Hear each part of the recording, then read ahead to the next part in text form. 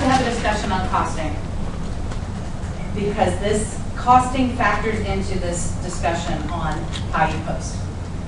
All right, what I said when I started was you can post raw materials all day long. You can post all the raw materials at one time. You can split them out into 1,000,000 posts. I don't care.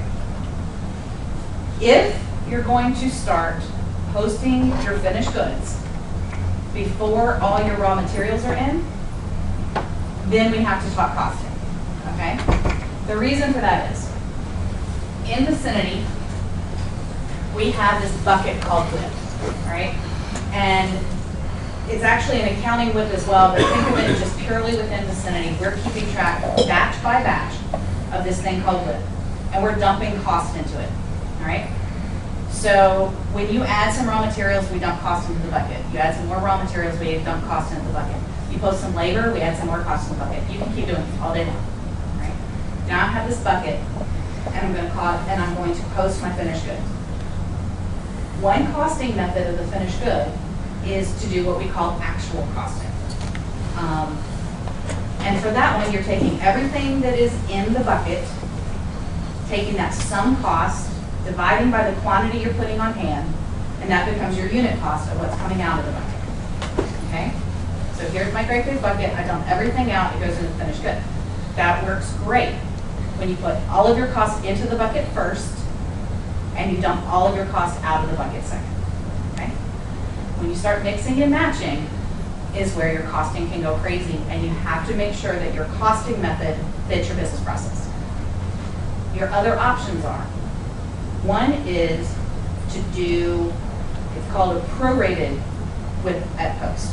For that one, I dump all my costs, dump all my costs in first, and I know I'm going to make 10 pallets, and I only post one pallet. So therefore, when I post that one pallet, it gets 1/10 of my cost.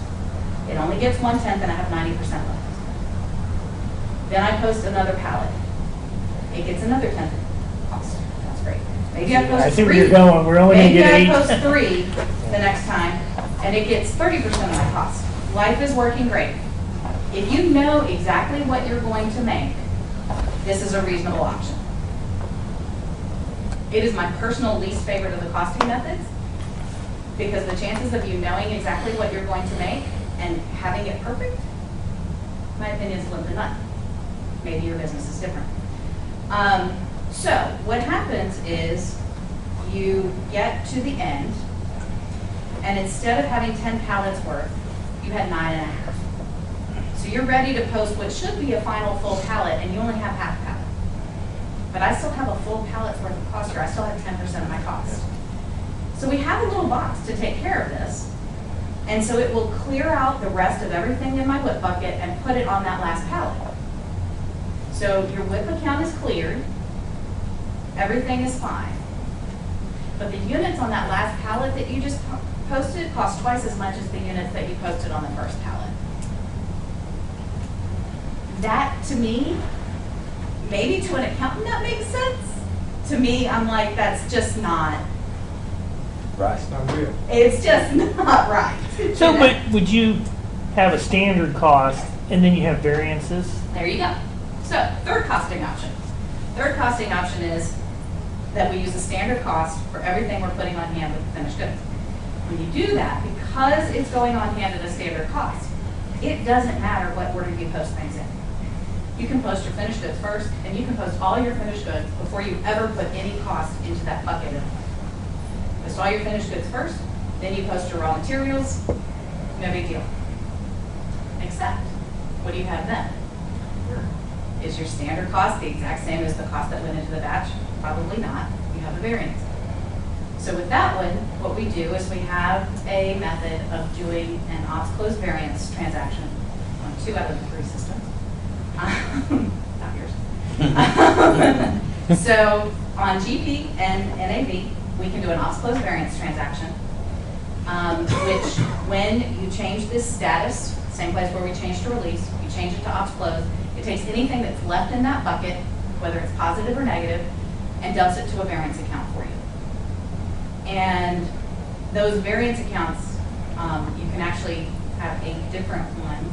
because we track whether it was a formula material variance, a formula labor variance, a formula fixed overhead. There are 8 separate ways we can break that out, or you can have one release account for all 8 buckets.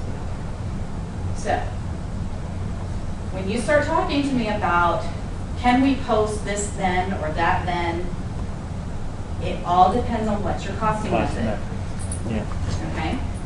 If you're actual costing, you've got to get the inputs in first before you do the outputs. And that's what I think we're doing. And that's what you're currently doing. If you're standard costing, you can do anything you want because it doesn't matter. If you are the prorated actual costing, prorated with the post, that one is, you have to be careful. You have to make sure that your percentages are working out the way that you want. So, but even on standard cost, the negative is your variances may be everywhere on that final step. I mean, depending on how close you're costing it, I mean, some people can do this with very, very low variances. If you have drastic swings, then Your process that is could out be of control. interesting. Yeah, then you've got some other out of control things. So, 2 questions. Can you have a hybrid? Actual cost on your raw materials, standard cost on your finished good? All right, back up one more step. I should have started earlier in the process than I did.